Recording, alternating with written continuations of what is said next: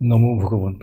এইবাৰ 2025 চনৰ ভাৰতবৰ্ষত হোৱা মহাকুম্ভ মেলাত এটা বাতৰি, এটা ভিডিঅ' ছ'চিয়েল মিডিয়াৰ জৰিয়তে দেখিবলৈ পোৱা গৈছিলে যে এজন সাধুৱে মহাসমাধি লৈছে, দেশ ত্যাগ কৰিছে। কিন্তু ভাৰতত এই কথাটো নতুন কথা নহয়। এতিয়া প্ৰশ্ন হৈছে, মহাসমাধিৰ মাজেদি মোক্ষ প্ৰাপ্ত হ'ব পাৰে নেকি?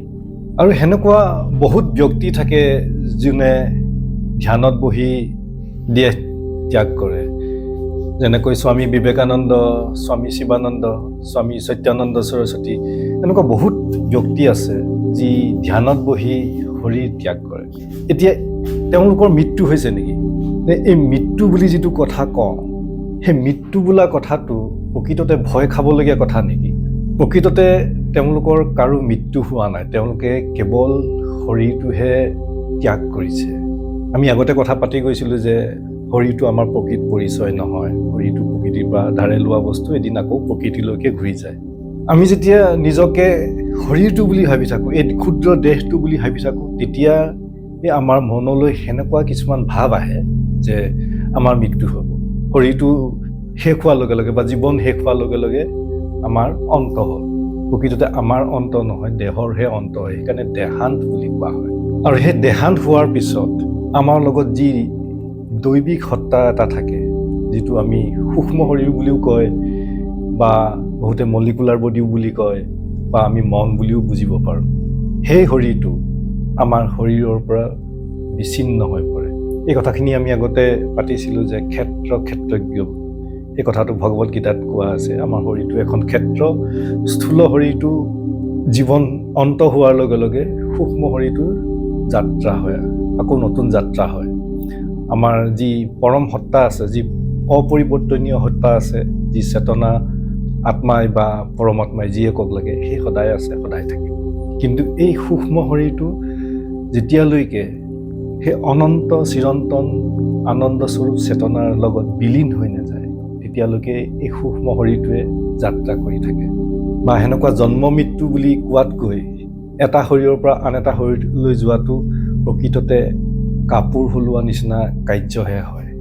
আৰু স্থূল শৰীৰত সংযোগ হোৱাৰ লগে লগে জেলখানাৰ নিচিনা হৈ পৰে, কাৰণ স্থূল শৰীৰটো হৈছে সীমাবদ্ধ, স্থূল শৰীৰটো দুৰ্বল, আৰু স্থূল শৰীৰটোক সদায় নিৰাপত্তা লাগে, কাৰণ স্থূল শৰীৰটো এদিন আকৌ নষ্ট হ'ব, নিৰাপত্তাহীনতাত ভোগে।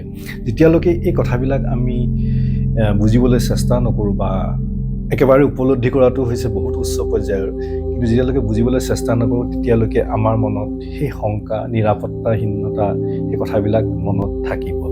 আৰু যেতিয়া নতুনকৈ এটা স্থূল শৰীৰ হয়, আগৰ পাৰ হৈ যোৱা বাসনা, সংস্কাৰ আৰু কৰ্মৰ ওপৰত ভিত্তি কৰি তেতিয়া আকৌ এটা নতুন যাত্ৰা আৰম্ভ হয়।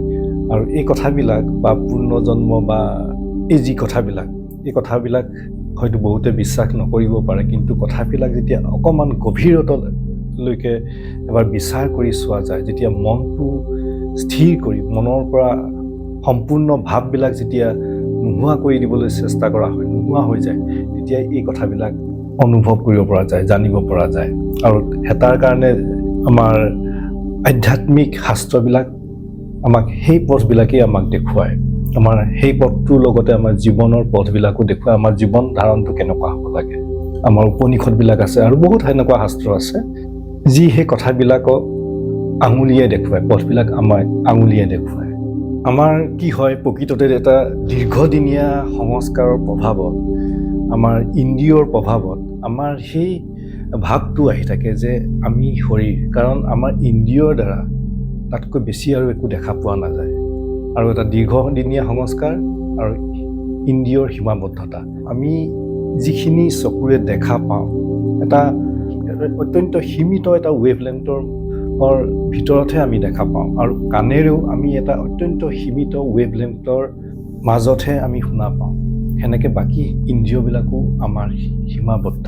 এই কথাটো আমি পাতি গৈছিলোঁ আগতে যে এই গোটেই সৃষ্টি বা বিশ্বব্ৰহ্মাণ্ড যিয়ে নকওক লাগে, এই গোটেই সৃষ্টি প্ৰকৃততে অকণমান ক্ষুদ্ৰ অংশহে এই ভৌতিক পদাৰ্থৰে গঠিত, আৰু সেইখিনি গঠিত হ'বৰ কাৰণেও শক্তি লাগে। আৰু এই যাত্ৰা সম্পূৰ্ণ হ'বৰ কাৰণে, সীমাৰ পৰা অসীমলৈ যাবৰ কাৰণে আমাৰ মনটো নিৰ্মল হৈ পৰিব লাগিব। আৰু নিৰ্মল হৈ পৰাৰ আগতে মনত দৈৱ গুণবিলাকে মনত ঠাই পাব লাগিব। আৰু সেইকাৰণে স্বামী বিবেকানন্দই কৈছিলে যে মেনিফেষ্টেশ্যন অফ ডিভিনিটি উইদিন।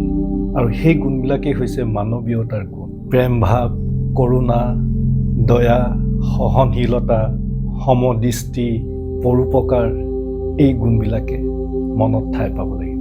আৰু এই গুণবিলাকে যেতিয়া মনত ঠাই পায়, পৰম পদ প্ৰাপ্ত নহ'লেও মনত সুখ আৰু শান্তিয়ে ঠাই পায়। নমস্কাৰ।